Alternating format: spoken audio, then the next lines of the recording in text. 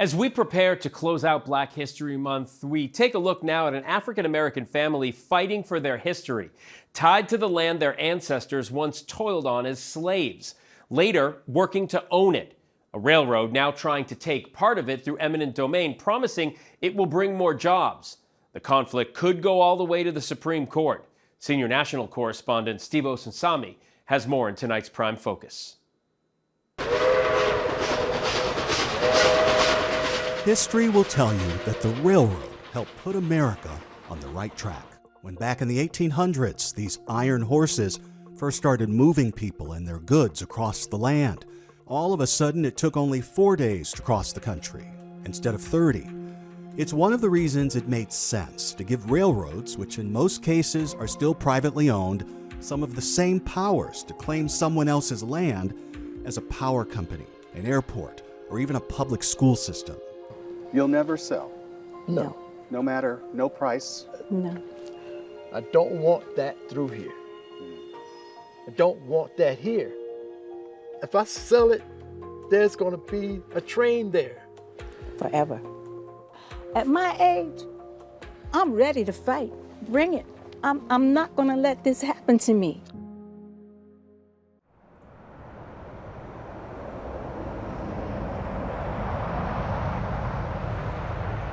"72-year-old Blaine Smith, his wife Diane, his brother Mark next door, and his wife Janet are fighting centuries of history and U.S. law that still say a privately owned railroad can knock on their door in Middle Georgia and tell them that they need to sell a 3/4-mile strip of their land that's been home to their family since slavery. It's going to go up on the other side of the ponds and go on right down through that way. Over here? Yeah. And not to build a park or a train station that they too might use, but for a business interest that the railroad says will help everyone. A new 4-mile stretch of rail line that would lead to a rock quarry and a handful of other businesses on the other side of the Smith family property. Right now, the quarry uses trucks, but if the railroad gets its way, the new train line could make the quarry and the railroad a lot more money. I feel that we were targeted. This particular community was targeted because it is a Black community. We've been labeled poor and Black for so long, and how are we going to fight back? Is what's happening here racism? Absolutely. Yes. Absolutely. Yes, it's racism. We didn't want to use that word. We didn't want to say that. Trying to stay away from it. But that's why we have a quarry right here in this neighborhood. It's not for sale. My grandfather bought this place in 1928. You know, and one of the things that my daddy always told me was, don't you ever sell this place.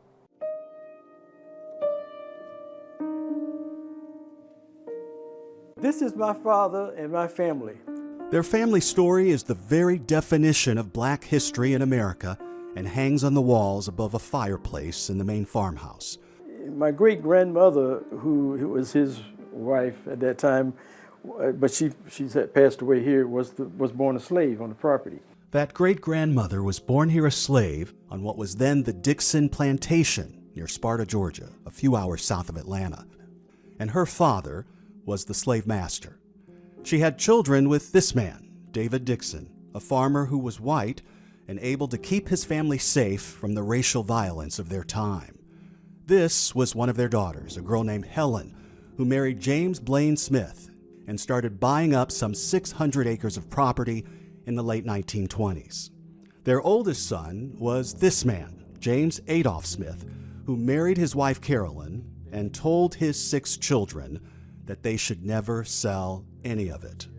And I can tell you that from his dying bed. Yes. He said, keep it whole. Keep it whole. Keep it in the family.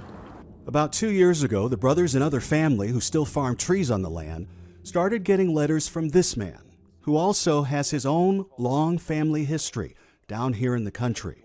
I just think that, rural Georgia needs opportunity. Benjamin Tarbutton III, seen here in his high school yearbook, is president of the Sandersville Railroad.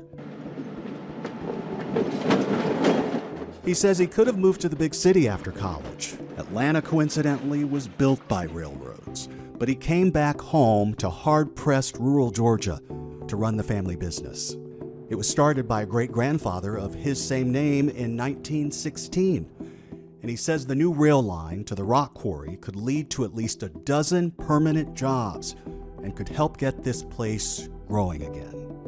He told us to go take a look in town and see the sad storefronts that have looked this way for more than 30 years. And while he wouldn't say how much he was offering the black landowners, he told us he's still trying to get them to willingly sell small portions of their land.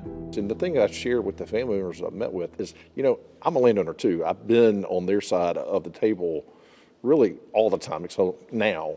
And the thing that we always have done is we tried to get as much money as we could, but we always worked with them. And that's what we're asking folks to do with us now. Whatever he offered, okay, was not what it would have been worth if we went to sell it. They tried to minimize the impact of a train cutting directly through your property. There is this argument, of course, that, they didn't ask for this. I understand that.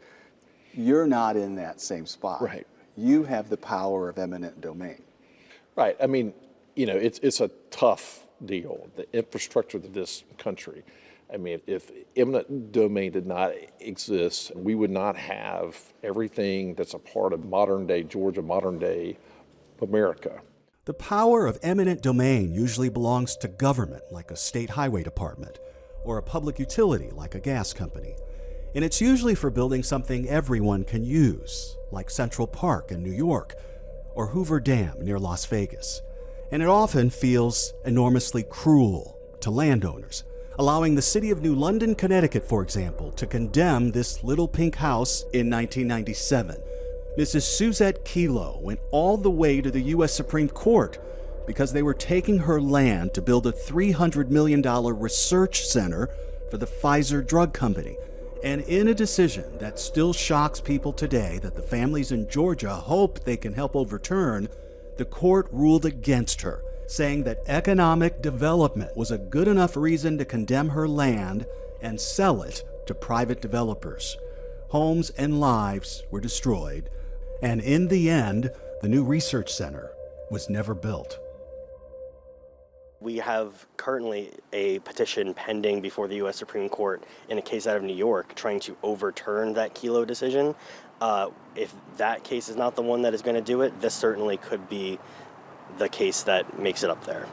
Mike Greenberg is from the same legal group that fought for Suzette Kelo. They flew south and are helping the Georgia families for free. The real issue here is it a public or private use? That's correct.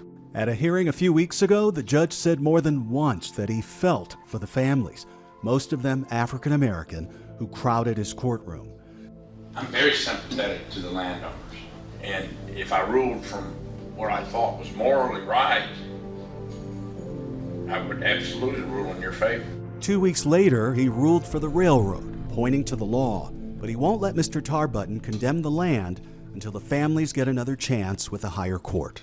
People are accusing you and your businesses that if these families were white, that perhaps there would be a different treatment, you might have gone to a different way. Well, I think that's a gross mischaracterization. We came up with a straight line from point A to point B, and we didn't know who the property owners were at that time, much less what they looked like.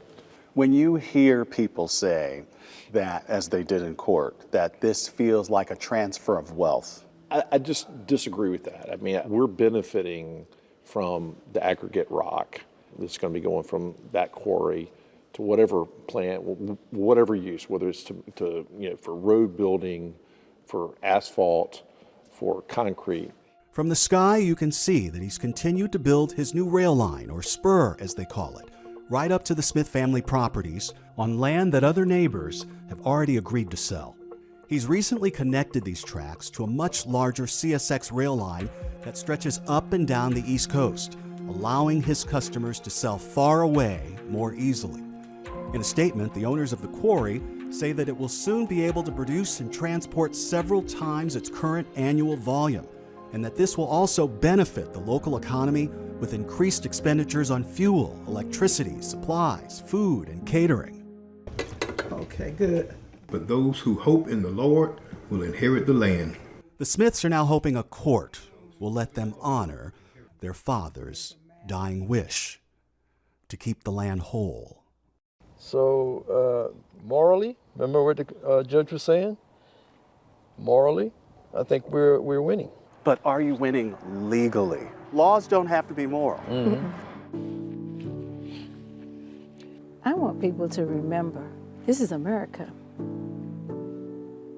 where we are always given the right to freedom and not be encumbered with other people coming in and trying to take away or steal that little piece of serenity. Anything and everything you have that you love is worth fighting for. Don't ever quit fighting for it.